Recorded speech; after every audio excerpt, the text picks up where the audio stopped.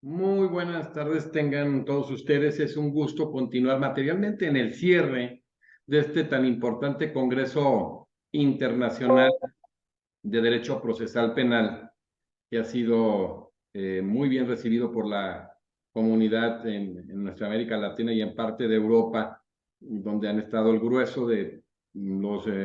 más importantes expositores en la materia ya en América Latina. Y hoy, materialmente reitero en el cierre, pues estamos aquí en la Academia Mexicana de Derecho con un extraordinario jurista, el doctor Jorge Jiménez Martín de España, quien es desde hace bastante tiempo miembro honorario de nuestra academia. Querido doctor Jorge, querido Jorge, muchísimas gracias por estar en este congreso tan importante, de alguna manera poniéndole la cereza en el pastel. Gracias, amigo. Muchas gracias a ti, Jesús, y a la Academia por la invitación. Bueno, pues el doctor Jorge Jiménez Martínez, director de la Escuela Judicial del Consejo General del Poder Judicial de España, es secretario general de la Red Iberoamericana de Escuelas Judiciales, vicepresidente de la Organización Internacional para la Formación Judicial, vicepresidente de la Asociación Internacional de Magistrados y Jueces de Familia y de la Juventud, juez especializado en justicia juvenil desde el año 2008, licenciado en Derecho por la Universidad de Granada, diplomado en estudios avanzados en Derecho Constitucional Común Europeo, Jurisprudencia y Doctrina, máster en Mediación Penal por la Universidad de Valencia, doctor en Derecho por la Universidad de Valladolid y miembro honorario de la Academia Mexicana de Derecho Juan Velázquez, con un tema muy interesante que es el proceso penal en España. Vamos a ver diferencias, similitudes, fortalezas, debilidades. Y bueno, Jorge, ¿qué tipo de proceso existe en España hablando de esta materia? En España tenemos un proceso muy peculiar, porque tenemos un sistema acusatorio mixto, no es un sistema acusatorio puro,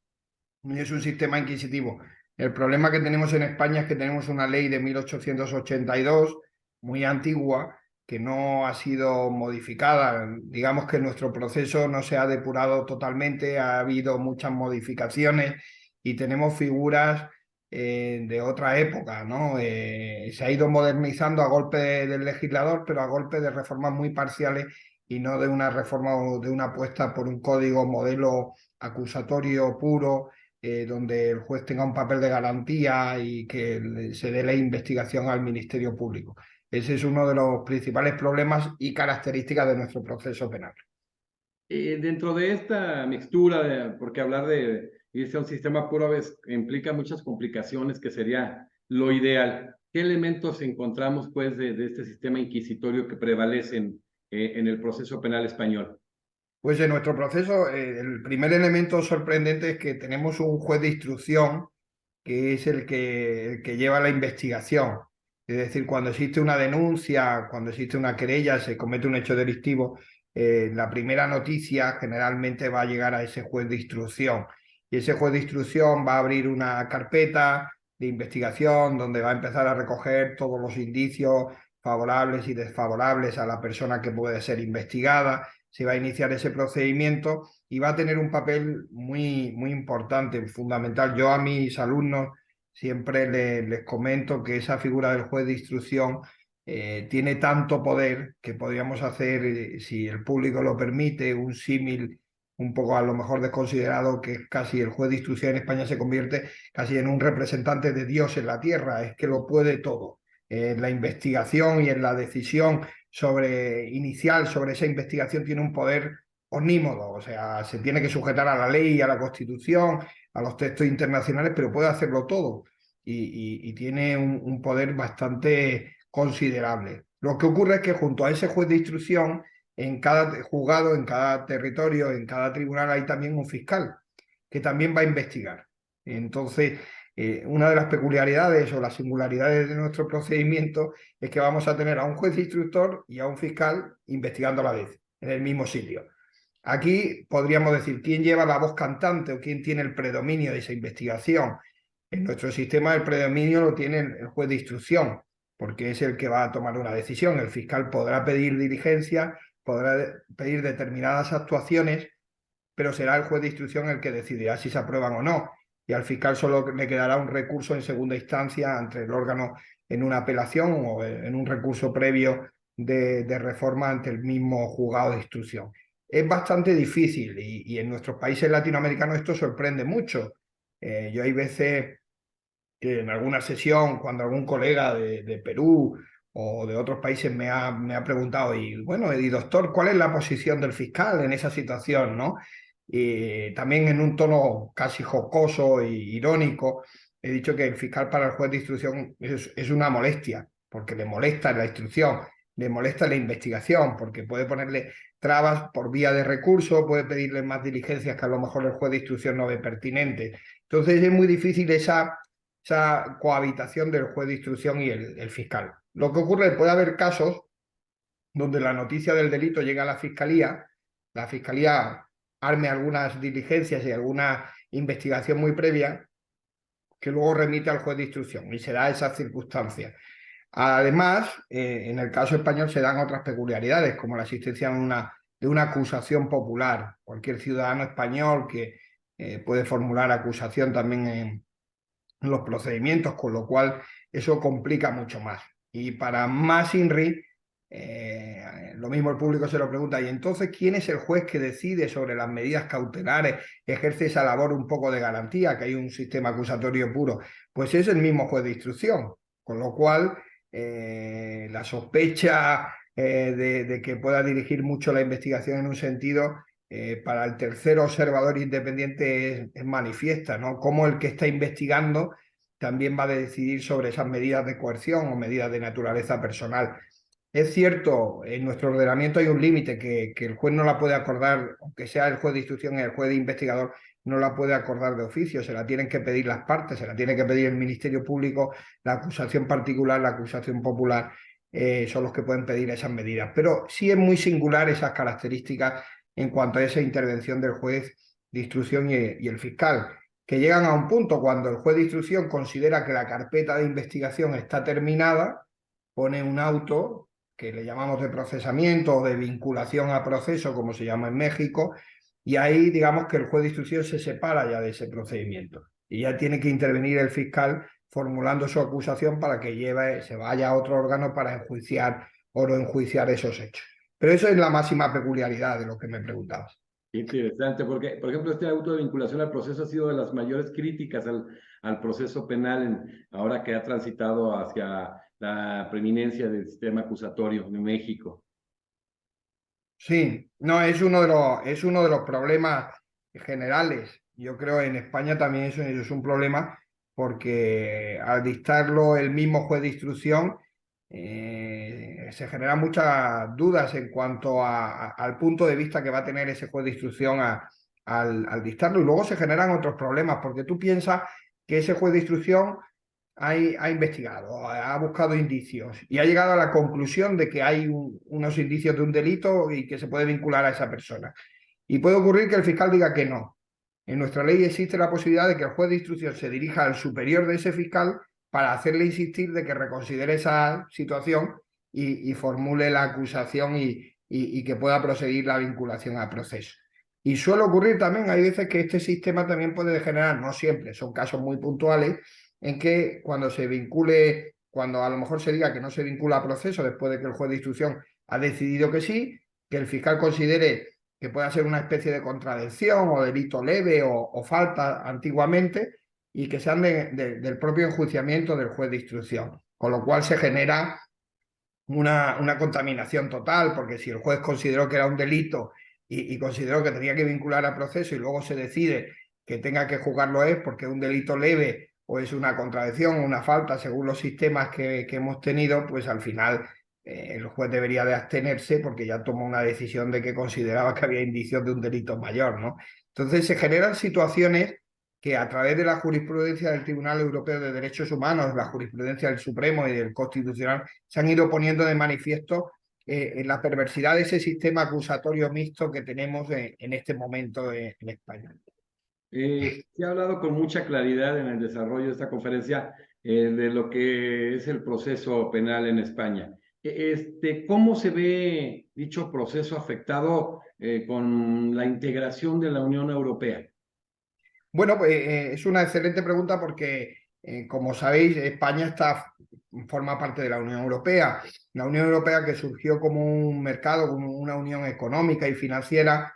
a lo largo de los años ha ido evolucionando y ha ido considerando como un pilar importante unificar sus sistemas jurídicos. Y un ámbito en el que se está legislando por la Unión Europea muchísimo en este momento es en el ámbito de intentar uniformar sus procedimientos penales.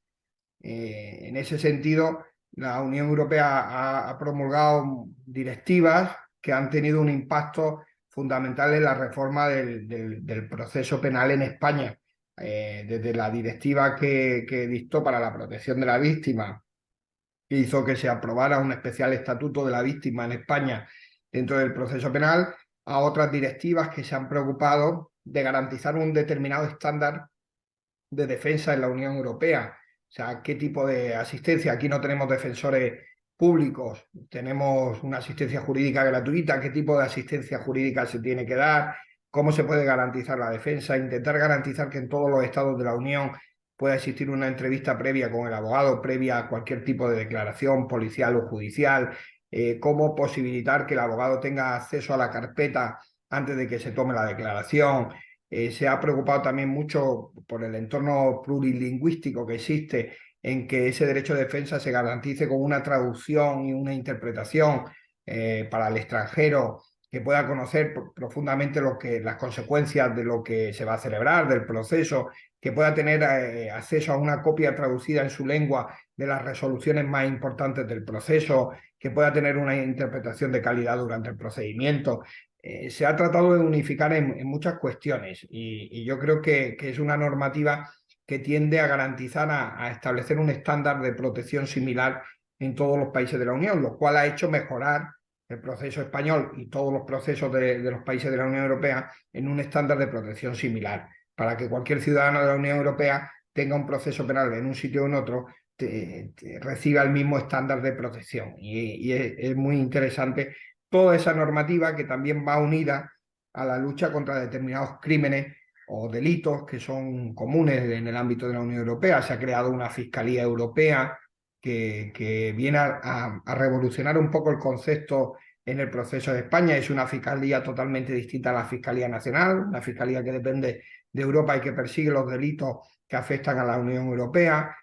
con un procedimiento específico, con una labor de investigación específica por parte de esos fiscales. Entonces, son hitos, cambios que están haciendo modificar el proceso penal y que lo que no consigue el legislador, porque no existe una mayoría para modificar a un código procesal nuevo y moderno, se está haciendo a través de las reformas que exige la Unión Europea.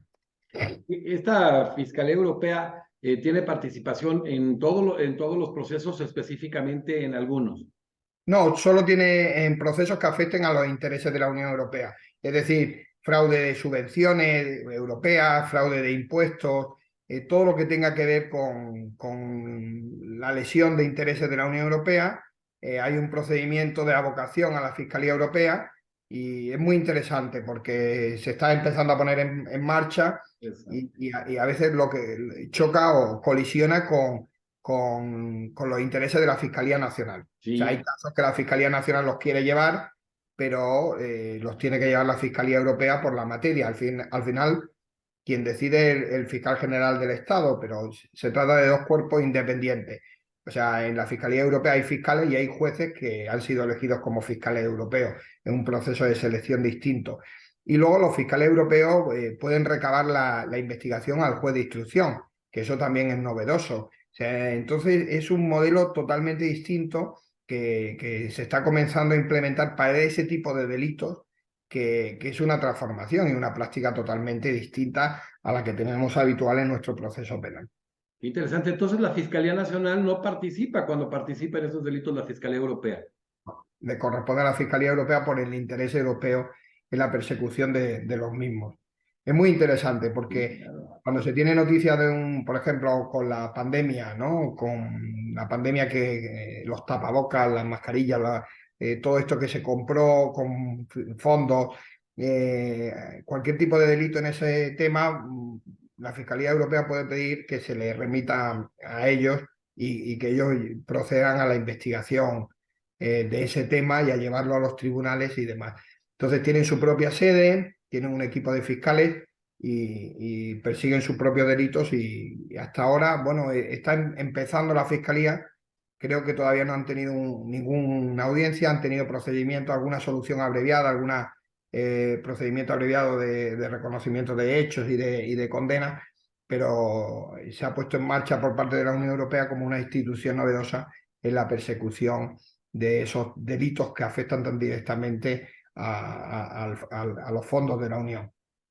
Jorge, ¿qué figuras o características sui generis singulares presenta el proceso penal?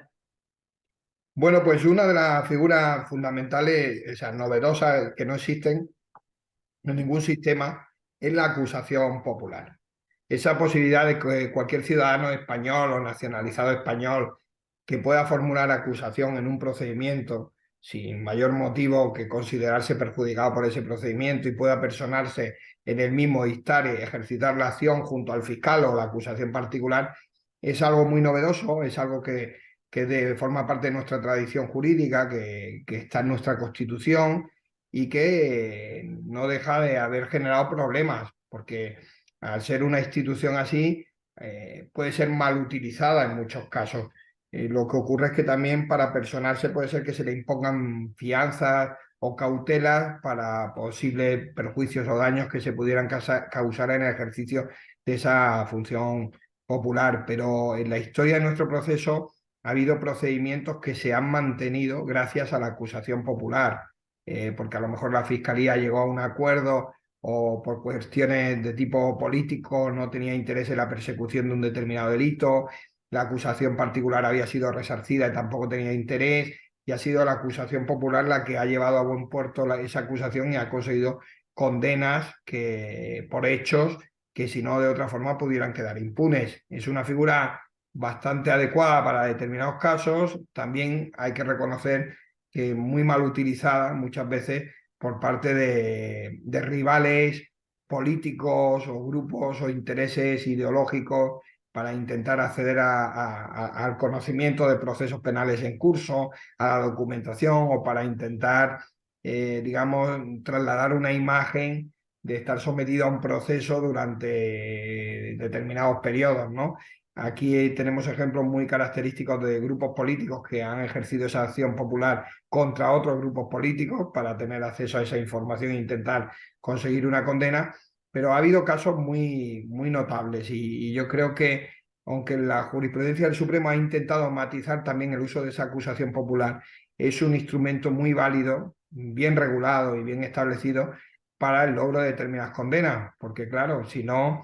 hay procesos que puedan quedar impunes resarciendo a la víctima y sin interés por parte del Estado en un determinado momento de investigarlos más allá.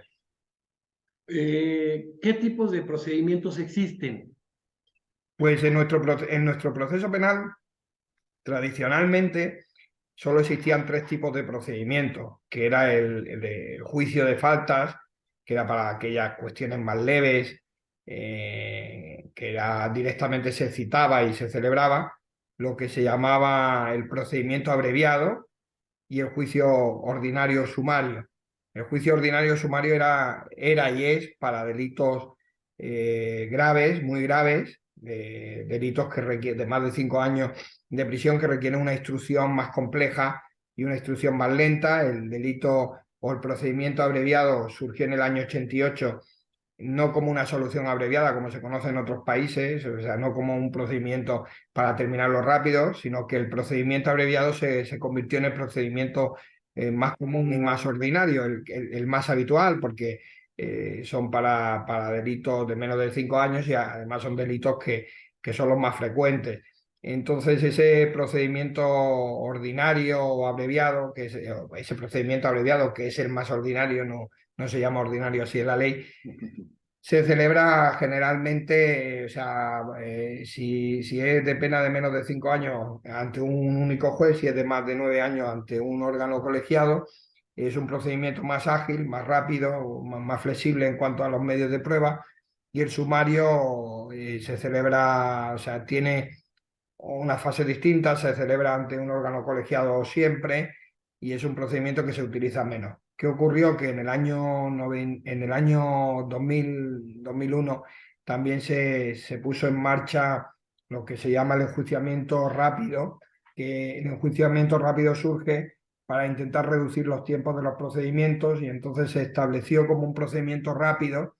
de investigación rápida y de enjuiciamiento rápido, que permitía que determinados delitos, pues sobre todo delitos infraganti, delitos contra el patrimonio, delitos contra la violencia sobre la mujer, delitos que tuvieran una investigación muy fácil, que se pudieran celebrar en un corto espacio de tiempo, es decir, entre 24 horas y 14 días, decía la ley. Es decir, son juicios rápidos que, como tiene uno todos los elementos de prueba, pues permitían que, si optaba por una solución abreviada, se podía reconocer los hechos, se dictaba sentencia y se premiaba con una rebaja de la pena de 1/3. Si no se dictaba sentencia, se citaba inmediatamente en 14 días ante el órgano de enjuiciamiento y se celebraba el juicio. Esta reforma, que como ya digo, entró en vigor a primeros de 2000, tuvo mucho éxito y ha tenido mucho éxito, hasta el punto de que se ha tramitado y se tramita como enjuiciamiento rápido la mayor parte de los procedimientos, porque es una forma de dar un premio en la pena si se reconoce inmediatamente. O sea, el legislador establecía que si un acusado reconocía la pena en el acto y se aplicaba un procedimiento urgente, se podía rebajar en 1/3, que es una rebaja sustancial, y se celebra mucho, aunque el tiempo de duración de los juicios de 14 días se ha disparado un poco más en el tiempo, porque al final hay tanto delito y tanto procedimiento que generalmente en sitios pequeños sí se puede terminar en 14 días, pero en sitios grandes como Madrid o Barcelona creo que van rondando los 6 meses para la celebración de esos juicios. ¿Qué ocurre? Que con estas reformas también en el año 95 se introdujo el procedimiento del jurado. O sea, estaba en nuestra Constitución, en el artículo 125 de la Constitución, la posibilidad de establecer el jurado. No es muy propio de nuestra tradición histórica, pero esa ley pues desarrolló ese artículo de la Constitución y estableció un procedimiento especial de jurado, un jurado formado por 9 personas con un magistrado presidente, y es un jurado que se ocupa del enjuiciamiento de delitos de sangre, delitos cometidos por funcionarios, delitos de incendio, un elenco de delitos que requieren una investigación y una tramitación ante el jurado. Lo que ocurre es que ese procedimiento del jurado, aparte de ser en principio muy puntual, no solo por la materia de los delitos, había muchos tribunales que utilizaban la conexidad de algún otro delito para intentar derivar el procedimiento al sumario o al procedimiento abreviado y no al procedimiento del jurado, por el coste que tiene constituir un jurado. O sea, tiene muchísimo, es un gasto considerable y a veces pues el delito no lo vale tanto. Pero bueno, hubo una jurisprudencia del Tribunal Supremo que intentó poner fin a esa práctica abusiva de intentar eludir el jurado, estableciendo unos criterios para que primara el jurado en determinados delitos y que no fuera la vía del delito, con eso la ilusión del jurado. Y esos son los procedimientos que tenemos en la actualidad. El de faltas, que se convirtió ya, porque suprimieron la falta, en un enjuiciamiento de delitos leves, el enjuiciamiento rápido por delito, el procedimiento abreviado, que es el más habitual, y el procedimiento de ordinario sumario, que es para los delitos mucho más graves, que se complica más, sobre todo porque las diligencias se tienen que practicar de una forma y, por ejemplo, las periciales se tienen que practicar por 2 peritos y no por uno, y al final la fase intermedia se realiza no ante el órgano instructor o investigador, sino ante el órgano enjuiciador. O sea, entonces viene a complicarse mucho más. Pero ese es el elenco de procedimientos que tenemos. Qué interesante, ¿no? Por ejemplo, este juicio por jurado se habló levemente dentro de este Congreso, Alfredo Pérez de Galimberti, de cómo ha sido adoptado en la Argentina, y parece que democratización del proceso penal ha sido muy satisfactorio en Argentina, y ahora vemos algunos puntos de referencia que después hemos de platicar en alguna breve mesa de análisis en que nos acompañe Fredo o Jorge, con relación a qué tanto funciona y cómo se desarrolla este juicio por jurados. Hablamos y profundizamos en relación al proceso penal, las características, las afectaciones por la integración de la Unión Europea, los tipos de procedimiento. Para cerrar, ¿qué lagunas existen y qué reformas están por implementarse precisamente en España?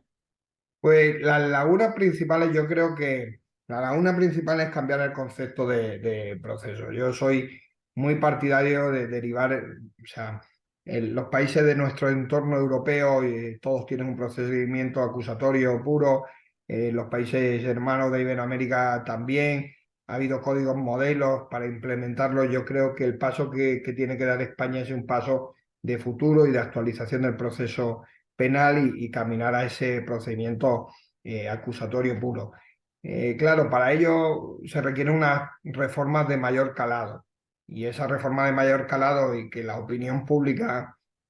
exige y que genera una cierta también dudas es tratar de fortalecer institucionalmente la posición del Ministerio Fiscal, del Ministerio Público, para tratar de evitar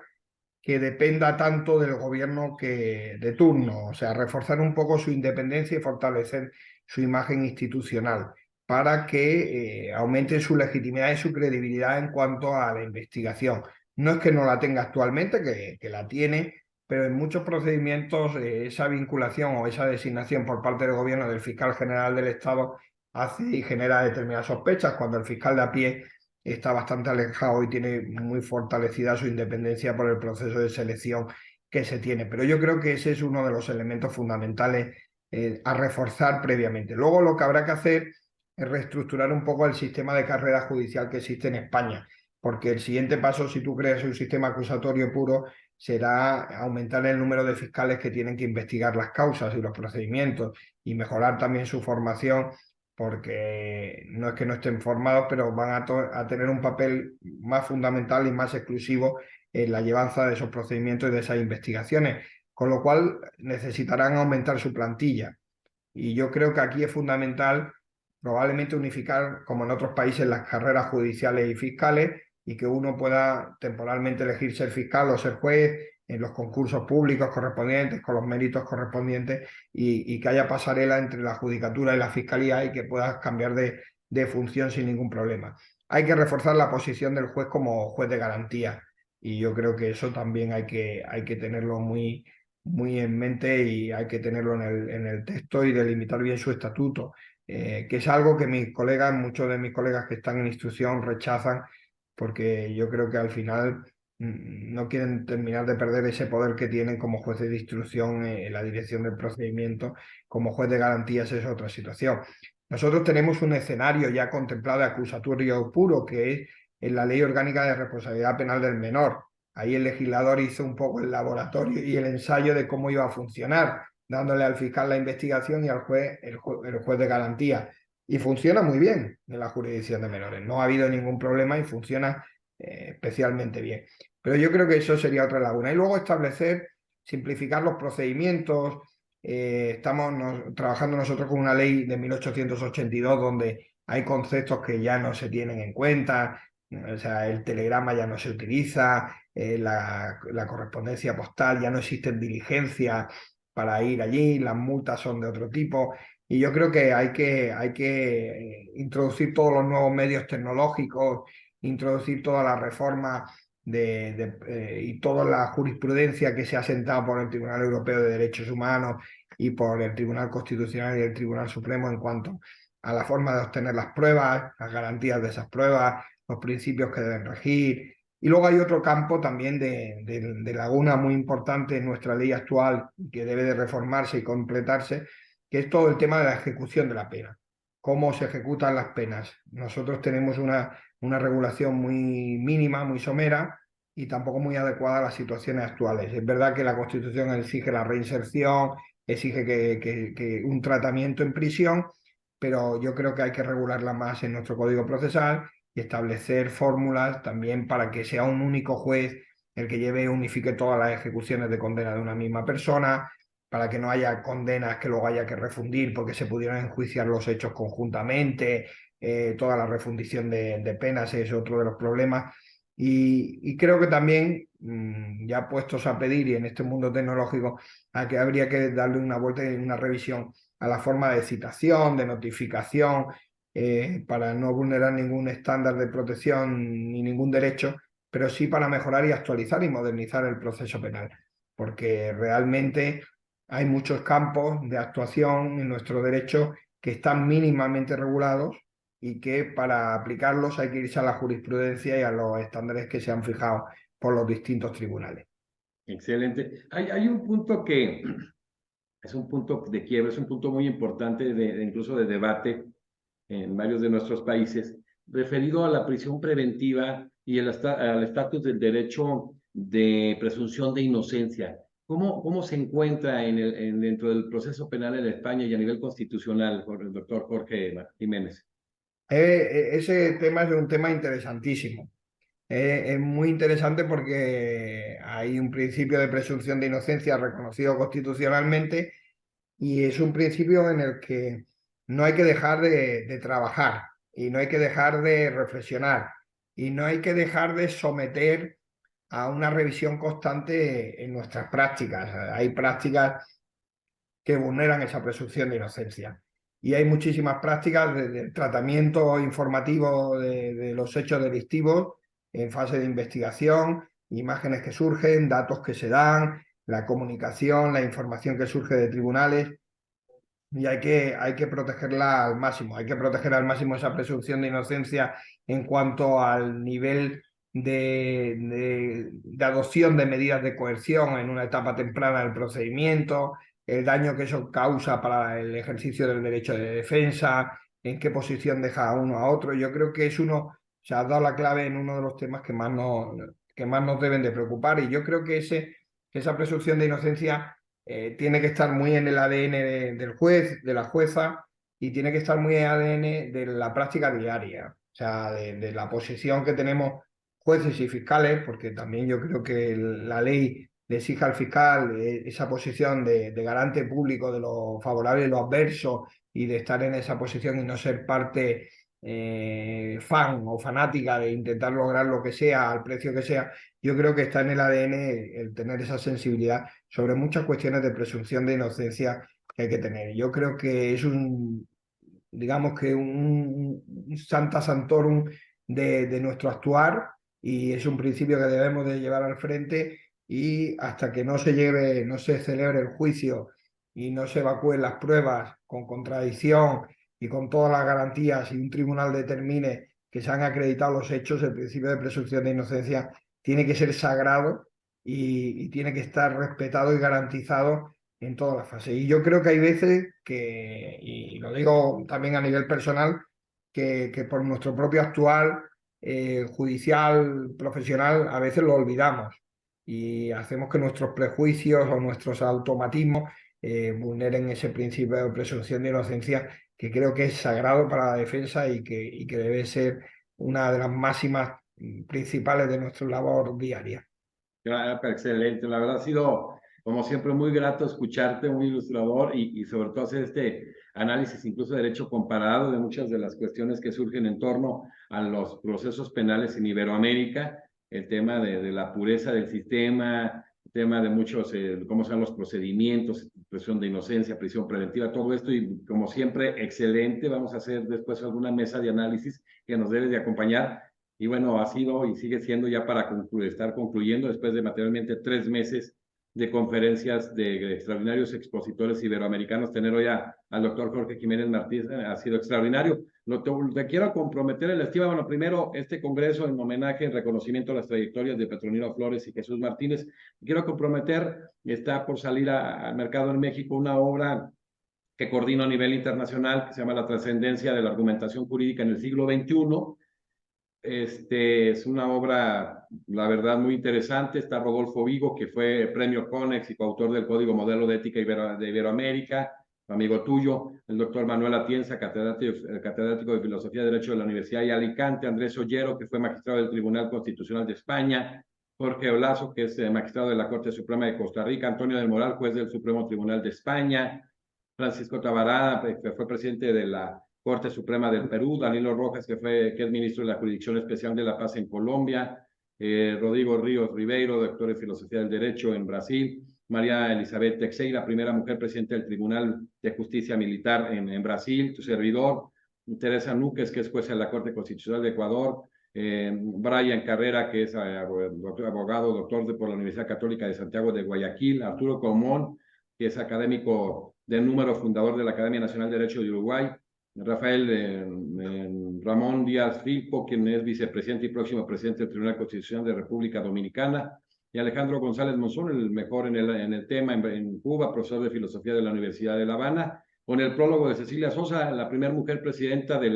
de Corte en América y 4 veces presidenta de Corte en Venezuela. Entonces, vamos a trabajar para que tú seas una de las personas que en España que nos haga el favor de hacer la presentación de la obra. Me va a dar Cuenta muchísimo con ello. gusto. El respeto que tengo en el ámbito académico y profesional de tu trabajo, la estima y el reconocimiento personal que te tengo, mi querido Jorge, va a ser un gusto que seas uno de los presentadores de esta obra. Pues cuenta con ello y la podemos presentar aquí también en la Escuela Judicial y en España y espero que pronto nos veamos allí en México. No, dalo por hecho. Dalo por hecho, vamos a platicar en la semana para ver, empatar agendas y que estés acá con nosotros. Y que, mi querido Jorge, pues muchísimas gracias, Jorge. Para nosotros ha sido un gusto que participes y que hayas puesto tu comisión jurídica en beneficio de nuestra América Latina para ver las fortalezas, las debilidades en nuestra región y en nuestra Iberoamérica. Muchísimas gracias. Hoy tuvimos precisamente al doctor Jorge Jiménez Martín de España con el tema del proceso penal en España. Jorge, director de la Escuela Judicial del Consejo General del Poder Judicial de España y secretario general de la Red Iberoamericana de Escuelas Judiciales, un extraordinario jurista, un hombre con una gran sensibilidad, ampliamente no tan solo querido y valorado en América Latina y en Iberoamérica, sino un referente en el tema del derecho en nuestra Iberoamérica. Muchísimas gracias, querido Jorge. Muchas gracias a ti, Jesús, muchas gracias. Un placer. Bueno, pues despedimos este tan importante desarrollo de tema por parte de Jorge Jiménez Martín, el proceso penal en España, y materialmente concluyendo este Congreso Internacional de Derecho Procesal Penal. Muchísimas gracias a todos desde la Academia Mexicana de Derecho Juan Velázquez y nos estamos viendo en próximas actividades. Gracias a todos.